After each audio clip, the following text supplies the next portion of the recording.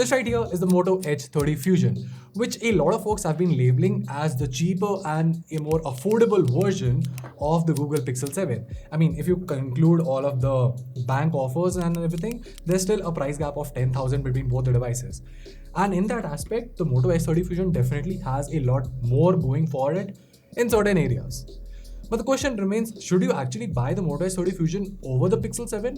Or does Google actually offer refinements and premiumness that justifies its price tag? Well, that's what we'll find out in today's video. This is Varun from GTR and you're watching my in-depth comparison of the Google Pixel 7 with the Moto Edge 30 Fusion. Let's get started.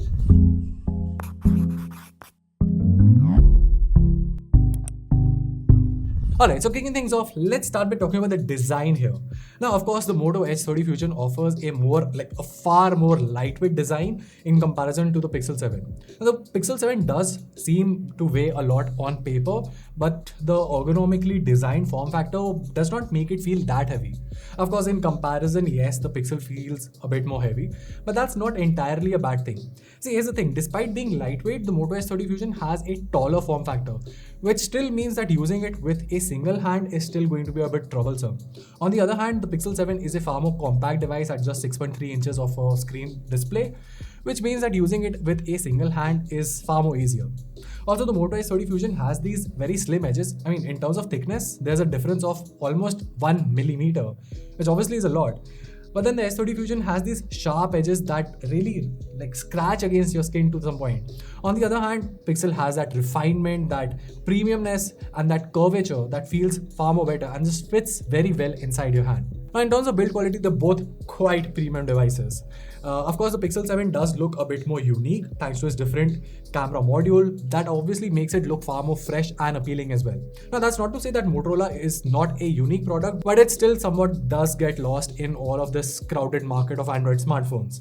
Now, in terms of protection, the Pixel comes with Gorilla Glass Victus protection on both front and back and comes with an aluminum frame. The device is also IP68 rated. On the other hand, the Moto Edge 30 Fusion comes with Gorilla Glass 5 rating on both the front and back, along with an aluminum frame. As far as rating goes, the company says that the phone is splash resistant, but there's no official rating here. Alright, so moving along, let's talk about the displays now. The Pixel 7 comes with a 6.3-inch AMOLED 90Hz HDR10 Plus display, while the Moto Edge 30 Fusion comes with a bigger 6.55-inch POLED panel with a higher refresh rate of 144Hz. Now, while they're both rated for HDR10 Plus certification, Pixel actually supports Netflix with HDR, while the Moto does not have any HDR support inside Netflix. That being said, both the devices do support 4K 60fps HDR video playback inside YouTube. Now, in terms of outdoor legibility, Pixel is a bit more brighter at 1400 nits of peak brightness, so that definitely comes in handy. Now, of course, a lot of folks will be highlighting the fact that the Moto Edge 30 Fusion comes with a higher refresh rate, and while that definitely makes things look a lot more smoother, there's no denying the fact that 90Hz is in itself a great thing to have, and I personally feel that 90Hz is the sweet spot. That being said, of course, the Moto Edge 30 Fusion's display does get more points here in terms of smoothness and of course having a bigger display to use. And if you don't really care about HDR certification inside Netflix, as far as display quality goes, I think the Moto Edge 30 Fusion has a better overall display. Because despite the peak brightness, the Moto Edge 30 Fusion is still easy to use even outdoors. Also aiding the display department are the dual stereo speakers on both the devices, and the nice part to see here is that both the speakers are loud, crisp and quite refined. Alright, so next up, let's talk about these lovely cameras here. Now, they both feature a 50MP OIS primary sensor, while the Pixel comes with a 12MP ultrawide sensor and the Moto comes with a 13MP ultrawide sensor along with an additional 2MP depth sensor. Switching over to selfies, the Pixel comes with a 10.8 selfie shooter, while the Moto comes with a 32MP selfie shooter. But that's the on-paper assessment. What are the camera performance in real world? Well, let's take a look. In daylight shots, Pixel has more color accurate shots and of course a better HDR. Also, speaking of HDR, Pixel's detection of HDR is also more spot on. Basically, what I'm trying to say is that Moto sometimes fails to turn on the HDR automatically, while with the Pixel, it's basically almost accurate. Also, Pixel's HDR works better from a critical perspective because it maintains both highlights and a realistic version of the shadows. On the other hand, the Motorola boosts the shadows, but then it also blows the highlights quite a lot. Now, credit where it's due, Motorola does add a tad bit of vibrance to the shot. It's very subtle and some folks might actually like it as compared to the rather plain and super realistic images that are produced by the Pixel 7. Now, speaking of the super realistic representation, this is better exhibited in human shots. Where the pixel showcases the skin tones and the structure to be spot on, Motorola tends to soften things up. Again, this is something we've noticed that a lot of people actually prefer, these softened skin tones. And if that's something you also like, then by all means pick the Motorola device. That being said, as a critic, I have to highlight that the Pixel does things better. And the same thing goes for selfies too. Pictures are sharper, better detailed, and on the Motorola, they are just a bit more smoothened out. Switching over to videos, the Pixel can go at a max resolution of 4K at 60 FPS, while Motorola can also do 8K at 30 FPS, although I'm not sure who is recording 8K footage. And as far as the video performance is concerned, let's take a look at both the rear videos and the selfie videos. Alright, so we're recording 4K 30 FPS videos from the Pixel 7, which is on my right side, and the Moto Edge 30 Fusion, which is on my left side. Now, they have the stabilization mode turned on. I think Moto is skipping a bit of frames. There's a bit of jitterness at the time of panning the camera around, at least in the viewfinder. Let me know in the process video which footage looks better to you guys. As far as the HDR performance is concerned, Pixel does offer 10-bit HDR video recording mode, and even at the time of recording, I would have to say that Pixel is doing a much better job here. But that's also because I have the light in my eyes. Actually, no, yeah, the Pixel is doing a better job here at the time of recording for sure. In terms of stability, you can get an idea. I'm briskly walking right now, starting a bit of fast walking. I think the audio slightly gave it away. And yeah, both the phones do look quite stable, but I think Pixel's footage is far more stable. I mean, just look at how, like if I'm walking straight, just look how stable Pixel's footage looks in comparison to the Moto Edge 30 Fusion. I mean, I think the Edge 30 Fusion is also stable, but there's just that jitterness that takes away from the stability of the overall video. Again, giving you a slight showcase of the HDR performance. Yeah, let me know in the comments below which footage you like more. So we're recording 4K 30 FPS selfie footage from the Pixel 7, which is on my right side, and the Moto Edge 30 Fusion, which is on my left side. And already you can notice a lot of frame cropping being done on the Moto device. In terms of the overall video quality, I would have to say I definitely like Pixel's footage a lot more here. The pictures look good, and of course there's a lot of sunlight here, so the Pixel is highlighting the warm tones better. And here's a description of the difference in terms of the HDR performance. Now both the phones do offer an HDR mode supposedly, but the difference is just right in front of your eyes. It's a massive difference. Pixel's HDR is miles ahead. That being said, Moto's footage definitely looks a lot more crisper, in the sense that my face looks a bit more sharper.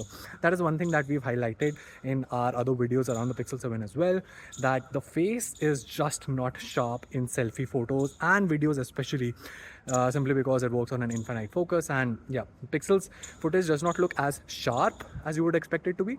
But other than that, I mean, if I had to pick one, I would still go with the Pixel's footage. Lastly, we have low light performance. And as far as the low light performance goes, Pixel once again has the edge here. See, Motorola tends to add a bit more color and saturate them a bit, which again might appeal to some folks, but essentially it fails to remove the noise and the grains in comparison to the Google Pixel 7. Alright, so moving along, let's talk about the performance here.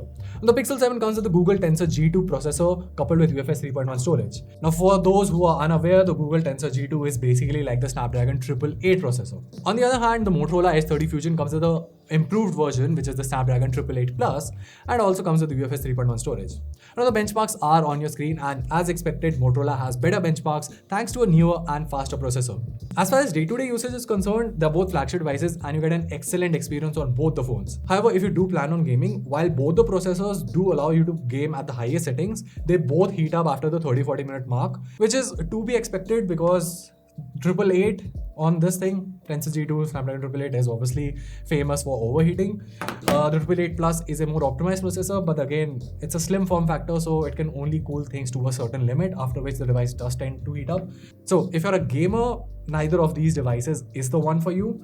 But yeah, as far as day-to-day performance is concerned, both are amazing. Also, one more thing that I'd like to highlight, which I forgot in the design aspect, is that the haptics of the Pixel are absolutely amazing. I mean, they're godsend. I used to think that the haptics on the iPhones were the best, but the Pixel is just in a different league of its own. I've used all the iPhones, even the latest 14 series, and the Pixel still manages to outshine them. Also, the performance is aided by the software department, and you do get stock Android on both the devices. Of course, on Pixel you get stock Android 13, while on the Motorola device you get stock Android 12 with some Moto additions. Now, the good part here is there are no ads or bloatware on either, and there's a smooth experience on both the devices. See, as far as the software department is concerned, of course, Pixel has some of those Pixel-specific features like image unblur and certain features, but I would say for a more common user, Moto additions in the software department do make a more difference. And ideally, you would like the Motorola software experience a bit more, because as an end consumer, the additions that Motorola gives, these slight things, they just make the experience a bit better for the average consumer. Of course, Pixel's features are more tuned towards the photographers or videographers out there, but for general consumer, Moto's additions make more sense. With that being said, Google of course has the edge in the software department when it comes to updates, because you get day one updates, or of course Android updates come as fast as possible on the Google Pixel 7, while Motorola's update schedule is nothing to be proud of. Lastly, there's the battery life. Now, the Pixel comes with a 4355 mAh battery with support for 20-watt charging. I say support because there is no charger included in the box. On the other hand, Motorola has a similar 4400 mAh battery, but with support for 68 watts of fast charging, and the charger is included in the box. See, this round it easily goes to Motorola. Not only do you get better battery backup, which is thanks to a more optimized processor in the Snapdragon 888 Plus, but you also get more than 3 times the fast charging speed. Not to forget that charger is also included in the box. So yeah, the battery department is easily Motorola's strong point in comparison to the Pixel 7. The Pixel 7 has slow charging. 20 watts is slow by modern trends. And secondly, the battery life, regardless of how you use it, whether you're a medium user, for high users, forget about it. But even if you're a medium usage user, you would still have to charge this thing towards 6 to 7 p.m. in the evening. So yeah. Which brings us to the pricing. Now, both the devices are available in a single variant of 8GB RAM plus 128GB of storage. The Pixel 7 costs you about 60,000 but is available for about 50,000 on card offers. Similarly, the Moto Edge 30 Fusion is priced at 43,000 but is available for about 40,000 on card offers. So essentially, there's a price gap of about 10,000 rupees. So, which device is right for you?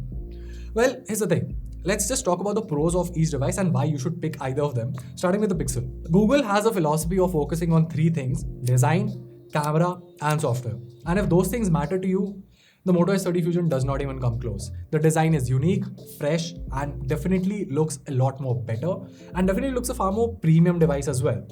The software experience, of course, it's Google, is far more refined, far more smoother, and you get timely updates as well. And by timely updates, not only do I mean the Android version, but I also mean the security updates, and that definitely matters. And of course, there's the camera. You saw in the video, the Pixel 7 definitely has the upper edge when it comes to the overall camera performance. On the other hand, if you are eyeing the Moto Edge 30 Fusion, there are quite a good couple of reasons why you should pick this device. For starters, it's a lightweight device, and if you're a fan of lightweight devices, then by all means go for it. Secondly, you also get a bigger display here, and if you are someone who likes to watch content on your smartphone, then of course a bigger display does come in handy. Of course, there's the camera processing, and if you do like images that soften up your skin tones and removes that structure part of it, but makes you basically beautifies you to some extent, then by all means the Motorola's processing is better. And if you still prefer Pixel's processing, of course, there are a ton of Gcam ports available as well. You can download and install them. Most of them run very well on the Moto Edge 30 Fusion, so no complaints there either. And lastly, the biggest advantage that the Moto Edge 30 Fusion has is, of course, the battery life. Battery backup and fast charging just completely beats Pixel out of the park in that segment. So yeah, at the end of the day, they're both amazing devices, and I won't deny the fact that Moto definitely offers more value for money. But that's the thing, if you're buying a premium device, you have to forget about value for money. You have to pay for the refinement, you have to pay for the overall experience that Pixel offers. And yeah, for 50,000, I have no issues recommending the Pixel 7. If you're on a tight budget and you don't really care about the refinements, the Moto Edge 30 Fusion definitely offers a far more value for money product, and I'm sure you would still be happy with it. And well, that was it. If you found this video helpful, make sure to let us know by giving us a thumbs up and subscribing to our channel for more awesome tech content. Till then, this is Ron from GTR, and I'll see you in the next one.